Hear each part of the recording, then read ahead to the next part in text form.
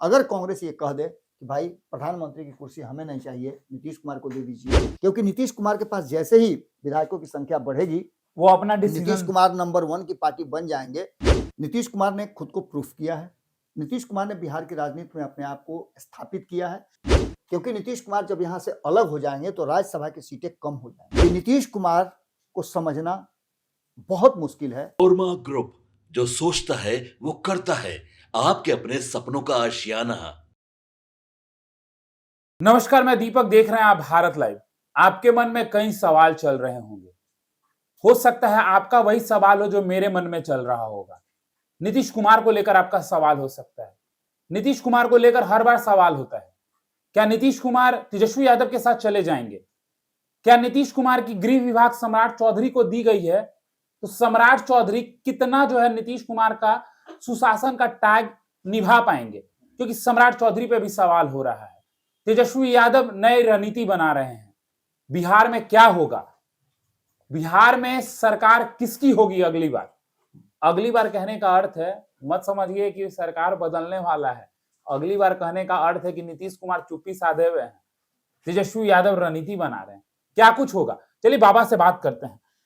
बाबा देखिए, कई सवाल हैं, मन में लोगों के भी हैं, हमारे मन में भी है, और दर्शक भी लगातार कमेंट करते हैं कि नीतीश कुमार इधर उधर नहीं ना होंगे इस बार। सम्राट चौधरी गृह विभाग संभाल रहे हैं तो नीतीश कुमार का सुशासन बाबू का टैग संभाल पाएंगे ना? तेजस्वी यादव नई रणनीति बना रहे हैं। सबसे पहले हम आपसे जानना चाहेंगे, नीतीश कुमार को लेकर क्या कुछ आपको दिखाई पड़ता है? क्योंकि नीतीश कुमार ने अभी तक एक और बड़ी बात अपने मन में ही रखी हुई है। लोगों को नहीं पता है, लेकिन हाँ, मीडिया कर्मियों को जरूर पता है। 6 ऐसी जगह है मंत्री की जो अभी भी खाली है। कई लोगों को 2-2 विभाग मिला हुआ है। क्या लगता है बाबा? कभी कभी खोटा सिक्का भी बाजार में चल जाता है, कभी कभी खोटा सिक्का भी बाजार में चल जाता है, और सियासी बाजार में तो बेधड़क आजमाया जाता है। ये मेरी 2 लाइनें हैं जो मैंने कभी लिखा था, और इन्हीं समय के लिए लिखा था। जब समय आ गया है, जब से मैं बिहार की राजनीति को देख रहा हूं, जब से मैं इन राजनीतिक लोगों को देख रहा हूं, तब से ये बार बार चुनाव में आते हैं, परिंदे की तरह दाना चुगते हैं। प्रवासी पक्षियों को देखे हैं ना आप, खूब चर्चा सुने होइएगा, आते हैं और खास सीजन में आते हैं और आकर के फिर अपना बिल्कुल बाबा। तो ये प्रवासी पक्षी ऐसे हैं जो दाना चुगने के लिए ही आते हैं। किसको कह रहे हैं आप? उन्हीं लोगों को कह रहे हैं जो 243 में से कुछ लोग चुन करके आए हैं जी। सबसे बड़ी बात यह है कि एक बार फिर से मैं कॉन्फिडेंस के साथ ये बात कह रहा हूं आप लोगों से। मैंने बार बार 2015 से लेकर के अब तक जितनी भी बार ये बातें कही है, समय लगा होगा, 1 महीना, 2 महीना, 3 महीना, 4 महीना, 5 महीना, 17 महीना, लेकिन मेरी बातें सच हुई हैं। लेकिन इस बार भी मैं पूरे कॉन्फिडेंस के साथ ये बात कह रहा हूं कि बिहार में कुछ अलग होने वाला बाबा। लेकिन नीतीश कुमार भी तो कॉन्फिडेंस से कह रहे हैं। नीतीश कुमार का कॉन्फिडेंस बिहार की जनता ने देखा है, और मेरा कॉन्फिडेंस भी देखा है। आप हवा की बात कर रहे हैं? जी नहीं, मैं हवा तो बनाता ही नहीं हूँ। हवा मैं तथ्यों के आधार पर ये बातें कहता हूँ, और हवा के विरुद्ध अगर मैं अपनी बातों को रखता हूँ तो निश्चित रूप से मेरी ताकत है कि मैं धारा के विपरीत जो है जाने की प्रयास करता हूँ, और उसमें सफल भी होता हूँ। नीतीश कुमार की हवा की बात कर रहे हैं कि इधर हवा उधर नीतीश कुमार। देखिए, नीतीश कुमार को समझना, परखना और उनको पढ़ना बहुत मुश्किल है। 85 सीट आया है बाबा, अब नीतीश कुमार क्या इधर उधर जाएंगे? नंबर 1 है क्या? मुख्यमंत्री है नीतीश कुमार। नंबर 1 है क्या? बड़े भाई की भूमिका में मुख्यमंत्री 43 सीट पर भी थे, नंबर 1 थे क्या? नंबर 1 नहीं है, ये बात हम आपका मानते हैं, लेकिन आप मेरी एक बात मान गए। हाँ। दूसरी बात, क्या मुख्यमंत्री उस समय नहीं थे क्या? 2020 मुख्यमंत्री तब भी थे, आज भी हैं। क्या भारतीय जनता पार्टी उनके पीछे पीछे नहीं चल रही थी क्या? चल रही थी, लेकिन आज भारतीय जनता पार्टी जो है वो आगे है। आप देख लीजिए, 89 सीट तो क्या आप एक चीज बताइए कि जो आदमी आगे रहना चाहता हो, नंबर 1 पे रहना चाहता हो, उसके आगे अगर कोई खड़ा हो जाए तो क्या करेगा वो? या तो उसको रिप्लेस करेगा, उससे बड़ी लकीर खींचेगा, या उसको लंगड़ी मार के गिरा देगा। यही ना होगा। जब गोल पोस्ट पर आप बॉल लेकर के चले गए, अब ये एक किक में आपका गोल होने वाला है, तो क्या सामने वाला मुंह ताकता रहेगा? तो आप फॉल मार करके गिरा देगा? आप कहना चाहते कि नीतीश भाजपा को गिरा देंगे? नहीं, मैं ये कहां कह रहा हूं। लेकिन ये आप कह रहे हैं। आप ये आप कह रहे हैं। मैं ये कह रहा हूं कि नीतीश कुमार को समझना बहुत मुश्किल है, और अगर नीतीश कुमार को आप समझ गए तो आप राजनीति के सबसे बड़े माहिर हैं। नीतीश को समझना पढ़ना बड़ा मुश्किल है। अब इस पर आइए आप पॉलिटिकल बातें। ये नीतीश कुमार की खासियत ही है, नीतीश कुमार की भलमानसता है, या नीतीश कुमार का मजे हुए खिलाड़ी के रूप में बिहार में जैसा प्रदर्शन है उसका मैं कायल रहा हूं। आप कह रहे हैं कि नीतीश कुमार मजे हुए खिलाड़ी हैं, अब विपक्ष कहती है कि नीतीश कुमार की तबीयत खराब है। हाँ, तबीयत तो खराब है उनकी, इसीलिए उन्होंने इतनी सभाएं की, इसीलिए विपक्ष के पास उंगली पर गिनने वाले विधायक बच गए हैं। नीतीश की तबीयत खराब है, इसीलिए नीतीश कुमार बिहार के मुख्यमंत्री हैं। नीतीश की तबीयत खराब है, इसलिए उनके पास सबसे ज्यादा विभाग हैं। लेकिन आप नीतीश की तबीयत खराब है, इसलिए उन्होंने सबसे पहली बार वित्त विभाग अपने पास रखा है। नीतीश की तबीयत खराब है, इसलिए 1 करोड़ लोगों को रोजगार नौकरी देने का वादा किया है।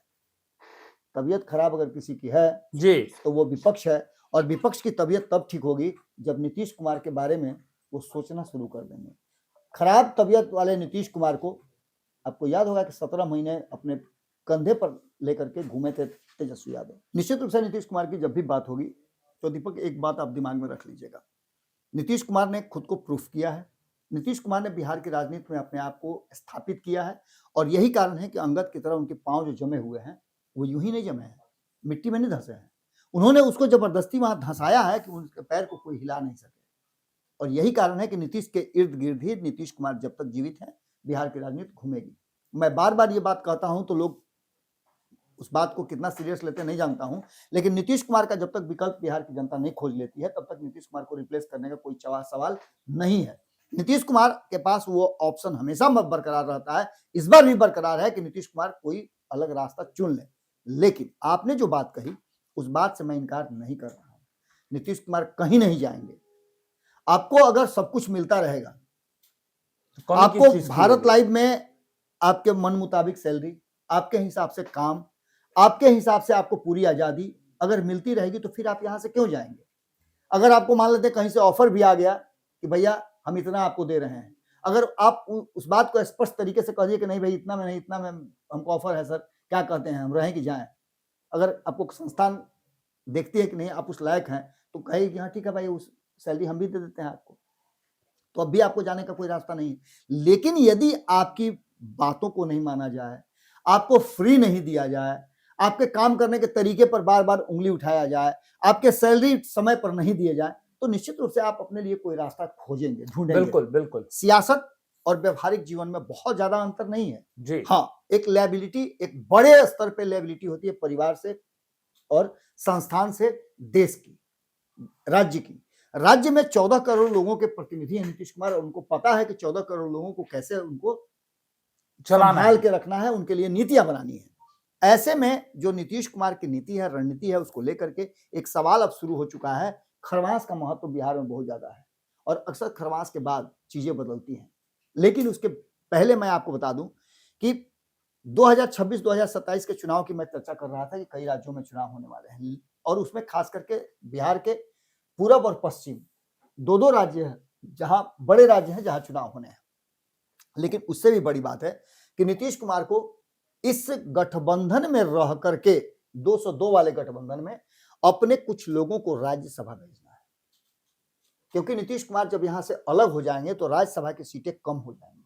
बिल्कुल, उनके पास जो संख्या है उस संख्या के हिसाब से अपने अधिक लोगों को राज्यसभा भेजना चाहते हैं, और इसको लेकर के उसमें थोड़ा सा समय है। ये मामला जो है करीब 4 से 5 महीने तक चलेगा।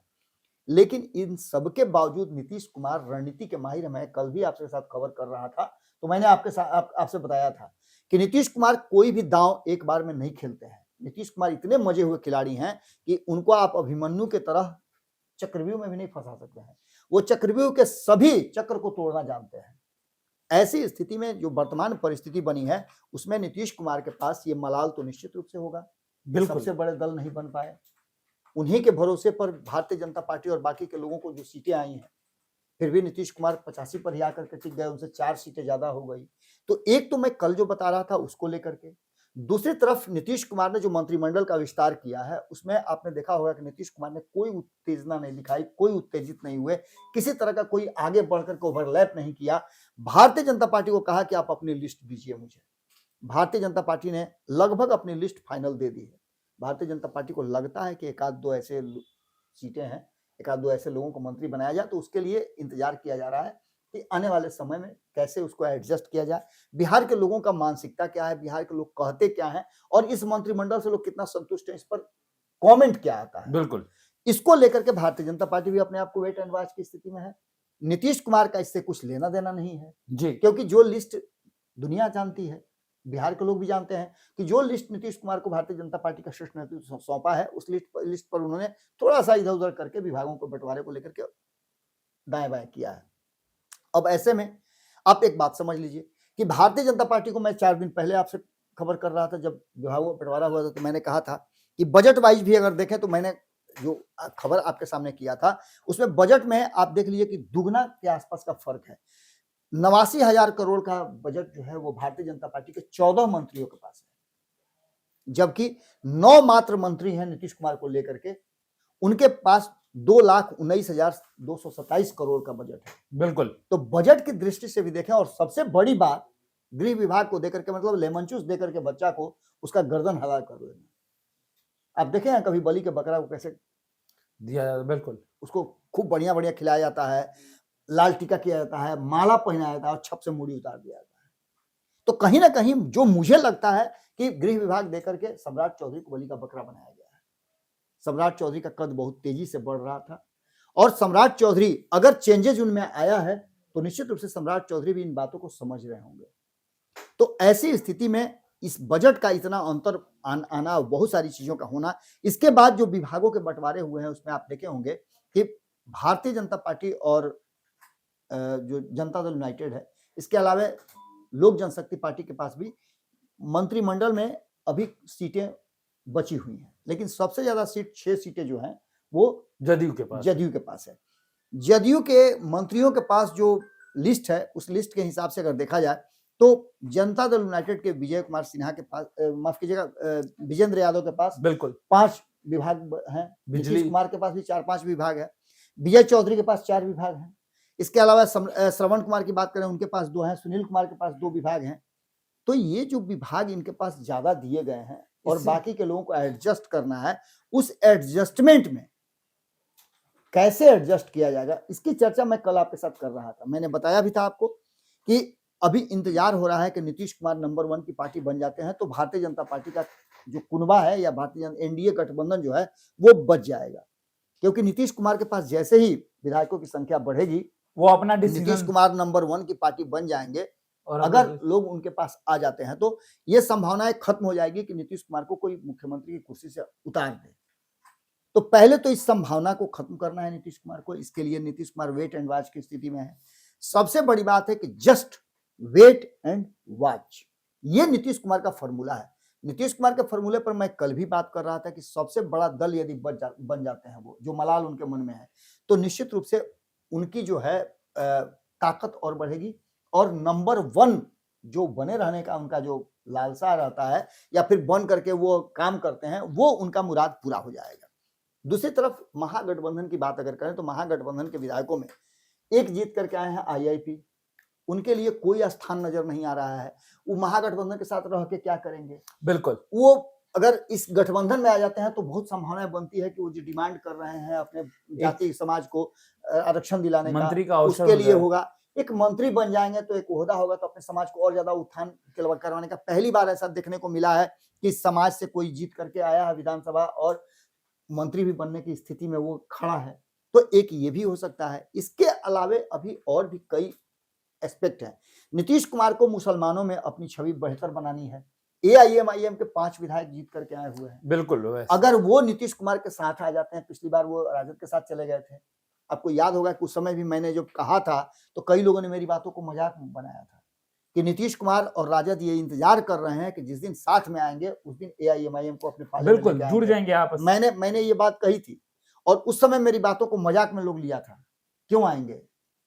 आखिर गए ना जी, प्रूफ हो गया। फिर अब इसके बाद नीतीश कुमार चाहते हैं कि मुसलमानों की संख्या उनकी पार्टी में बढ़े और इसके लिए वो 5 जो उनके लोग हैं, 5 जो उनके विधायक हैं एआईएमआईएम के, उन विधायकों को अगर जदयू में शामिल करा लिया जाता है तो जदयू के पास, नीतीश कुमार के पास 2-3 बातें और बढ़ जाएंगी। पहली बात तो ये बढ़ जाएगी कि उनके खाते में मुस्लिमों की संख्या बढ़ेगी। जैसे आपने देखा होगा कि पिछली बार 2020 में एक भी मुसलमान मंत्रिमंडल में शामिल होने की स्थिति में नहीं था, विधानसभा जीता हुआ, तो जमा खान को साथ में लाया गया था। और इस बार चूंकि बिहार की जनता ने विधायकों को बहुत ज्यादा वोट दिया है और नीतीश कुमार के पास जो एमएलसी वाला कोटा है वो फुल हो चुका है। अब एमएलसी को वो मुख्यमंत्री, चूंकि खुद मुख्यमंत्री हैं, एमएलसी कोटे से ही हैं जी। अशोक चौधरी को उन्होंने बनाया, एमएलसी ही है। इस तरह से जो भी चर्चाएं और जो बातें हो रही हैं उसको दरकिनार करते हुए नीतीश कुमार एक नया रास्ता बनाएंगे। अब जो स्थिति बनी है उसमें कांग्रेस के 6 विधायक जो हैं जीते हुए, उन पर उनकी नजर है। वाल्मीकि नगर सुरेंद्र प्रसाद जीत करके आए हैं, उन पर नजर है। चनपटिया से अभिषेक रंजन जीत करके आए हैं, उन पर भी उनकी नजर है। मनोज विश्वास फारबिसगंज से जीत करके आए हैं, फारबिसगंज से, उन पर भी है। अबेदुर रहमान जीत करके आए हैं, उस पर भी नजर है। कमरुल होदा है किशनगंज से, उन पर भी नजर है। इसके बाद मनोहर प्रसाद सिंह हैं, उन पर भी नजर है। और ये सभी लोग जब दिल्ली गए थे तो वहां की भी एक कहानी नजर आई। आप ही लोगों के साथ कहीं चर्चा में कर रहे थे कि शायद लोगों को की संख्या खोज रहे थे, राहुल गांधी खोज रहे थे कि भाई मेरे कौन कौन विधायक जीत करके आए हैं, बिल्कुल, और लोगों की संख्या कम पड़ रही उनको लग रहा था कि और लोग होंगे। तो ये सभी बातें कहीं ना कहीं, सबसे बड़ी बात है कि यहाँ से नीतीश कुमार को 2029 के लिए जमीन सेट करना है और 2029 के जमीन में नीतीश कुमार को और मजबूती के साथ उतरना होगा। और यहाँ से राष्ट्रीय पार्टी बनाने का जो मैंने कल चर्चा किया था, नीतीश कुमार का सबसे पहला एम है, वो तभी हो सकता है जब दोनों खेमे में से एनडीए गठबंधन में रहते हुए भारतीय जनता पार्टी ये बात कह दे कि उत्तर प्रदेश और पश्चिम बंगाल दोनों चुनाव में हम आपके साथ मजबूती के साथ खड़े हैं, आपको जो आपका डिमांड है उसको पूरा करेंगे, कुछ 19-20 करके आपको सीटें देंगे। या फिर नीतीश कुमार एक बार फिर से, जिस तरह से उन्होंने गैर भाजपाई दलों को जुटाया था, 2029 के चुनाव से पहले एक बार फिर से नीतीश कुमार उस नेता के रूप में, बड़े नेता के रूप में सामने आ सकते हैं। अगर कांग्रेस ये कह दे कि भाई प्रधानमंत्री की कुर्सी हमें नहीं चाहिए, नीतीश कुमार को दे दीजिए, तो हो सकता है कि नीतीश कुमार, लेकिन बहुत आगे की बात है, बहुत दूर की बात है। पहले खरमास की बात करें। खरमास और दही चूड़ा ये बिहार की राजनीति का एक बहुत बड़ा माइलस्टोन है। यहीं पर फाउंडेशन स्टोन रखा जाता है और यहीं से नई कहानी शुरू होती है। बिल्कुल। इस बार दही चूड़ा के भोज में कौन कितना क्या किसके साथ करता है, ये देखना बड़ा दिलचस्प होगा। नीतीश के मंत्रिमंडल में ये जगह जो खाली रखे गए हैं, इसके पीछे की रणनीति और कहानी क्या है? ये जगह जो प्लानिंग है नीतीश कुमार का, दो ही तरफ इशारे कर रही है। एक, नीतीश कुमार को नंबर 1 की पार्टी बननी है और कोई भी ऐसा रास्ता नहीं छोड़ना है जिससे कि भारतीय जनता पार्टी सरकार बना सके। बिल्कुल। दूसरी जो सबसे महत्वपूर्ण बात है कि राजद के भीतर भी एक बेचैनी है और नीतीश कुमार, मैं जैसा कि बता भी रहा था कि नीतीश कुमार नहीं चाहेंगे कि राजद उनके जीते जी समाप्त हो जाए। अगर राजद समाप्त नहीं होती है तो नीतीश कुमार का जो दबदबा है वो भाजपा पर कायम रहेगा। अगर राजद खत्म होती है तो नीतीश कुमार को भी समाप्त होने में समय नहीं लगेगा, क्योंकि आप जानते हैं कि जब दो टीमें आपस में टकराती हैं, लड़ती हैं, तभी जाकर के जीत हार का रिजल्ट होता है। अगर एक टीम वॉक ओवर दे दे तो दूसरी टीम को खेलने की क्या जरूरत है, स्वतः वो जीत हासिल हो जाती है। बिल्कुल। ऐसे में भाजपा के पास ऑप्शन है, अगर दोनों एक समाप्त होता है तो दोनों समाप्त हो जाएंगे। सिक्के का जो अनचलुआ पहलू का बात हम बोले थे, खोटे सिक्के भी कभी कोई चल जाते हैं। सिक्के का दोनों पहलू यदि सच्चा है तब सिक्का चलता है, खोटा सिक्का सिर्फ राजनीति में ही चलता है। और अगर विशेष परिस्थिति आई तो नीतीश कुमार लालू प्रसाद या फिर लालू प्रसाद की जो विरासत है, जो विपक्ष का एक कुनबा है, उसको जीवित रखने के लिए, मजबूत रखने के लिए, और तेजस्वी यादव की जो टीम है राजद बूस्ट रहे, इसके लिए नीतीश कुमार हो सकता है कि एक बार फिर से कोई बड़ा गेम प्लान रच सके। जैसे जैसे भाजपा मजबूत होती जाएगी वैसे वैसे नीतीश कुमार कमजोर होंगे और ये बात अब दिखनी भी शुरू हो गई है। संख्या बल से मत बोलिए आप, बिल्कुल, आप विचारों से बोलिए, व्यवहार से बोलिए और सरकार के जो हिस्सेदारी उससे बोलिए। भले नीतीश कुमार ने ये करके अपने पास विभाग जो ज्यादा फंड वाले विभाग ने रख लिया हो, ये अलग बात है, वित्त विभाग भी अपने पास मांग लिया हो, ये अलग बात है। लेकिन सामने सामने देखा जाए तो संख्या बल में 101 दोनों लड़े थे, ज्यादा किसके पास सीट है? भाजपा के पास। बिल्कुल। 2015 में भी सीट किसके पास ज्यादा थे? राजद के पास थे। तो साथ में लड़ करके भी नीतीश कुमार जब नंबर 1 नहीं बन पा रहे हैं तो निश्चित रूप से नीतीश कुमार कोई तिकड़म से ही नंबर 1 बनेंगे ना, और वो तिकड़म नीतीश कुमार खरमास के इर्द गिर्द करके दिखाएंगे। निश्चित रूप से बिहार में एक बड़ा राजनीतिक जो है प्लानिंग नीतीश कुमार के भीतर चल रहा है, वो प्लानिंग आपको देखने को मिल सकता है। तो चलिए, अब ये देखना दिलचस्प होगा कि नीतीश कुमार का अगला कदम क्या होता है और तेजस्वी यादव बिहार में खुद को मजबूत कैसे करते हैं। तो तमाम ऐसे ही खबरों के लिए हमारे साथ बने रहे। आप हमारा खास कार्यक्रम भीतर की बात देख रहे थे। धन्यवाद। आपके सपनों को हमने सजाया है, ई होम्स पैनोरमा को हमने बनाया है। ई होम्स मेरा एक सपना था जिस पे मैं पिछले 4 साल से काम कर रहा था। हमने जो बनाया है वो सबने है माना। ई होम्स पैनोरमा में हो आपका भी आशियाना। और फाइनली हमने 2021 में इस प्रोजेक्ट को लॉन्च किया। बहुत लोग अप्रिशिएट कर रहे हैं कि पूर्णिया जैसे शहर में, बिहार के, एक तो बिहार की बात करें उसमें भी पूर्णिया जैसे छोटे जगह में इस तरह का लाइफस्टाइल देना, ये सुन के हम लोगों को बहुत अच्छा लगता है। ई होम्स में हमने कुछ और भी किया है, जैसे हम जिस जगह में रह रहे हैं हमारे फैमिली सिक्योर हो, उनको सिक्योरिटी का ध्यान में रखा है।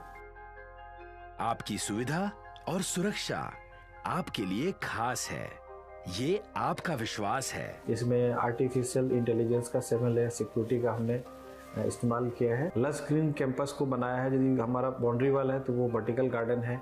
ये जितनी भी फैसिलिटी होता है एक इंटरनेशनल टाउनशिप में ई होम्स है, ये हम लोग विश्वास नहीं कर पा रहे हैं। जो भी हमारे मित्र दोस्त या जो भी हमारे बाहर के बाहर आते हैं तो हम लोगों को बहुत अच्छा सुनने को मिलता है और बहुत अच्छा क्रेडिट मिल रहा है। वो सारा हमने सिर्फ एक बिल्डिंग नहीं बनाया, हमें एक बहुत अच्छा लाइफस्टाइल दिया ई होम्स में, और मेरा एक सपना था जिसको मैं आज फुलफिल होते हुए देख पा रहा हूँ। ये आपका आवास है। ई होम्स पैनोरमा में अब आपका निवास है। E Homes Panorama, luxurious lifestyle redefined. Panorama group, जो सोचता है वो करता है। अगर ये वीडियो पसंद आई और वह बिहार के राजनीति और बिहारियत से सरोकार रखेनी तो सब्सक्राइब बटन दबा के चैनल के सब्सक्राइब कर ली। ओजे एगो घंटी बा, ओकरा बटन दबा देला से कुल सटीक और मारक खबर रुआ मुफ्त में मिल जाई। अगर रुआ पत्रकारिता के हमनी के नया प्रयोग में सहयोग कर चाहतानी तो ज्वाइन बटन दबा दी। पेटीएम नंबर नोट कर ली 9386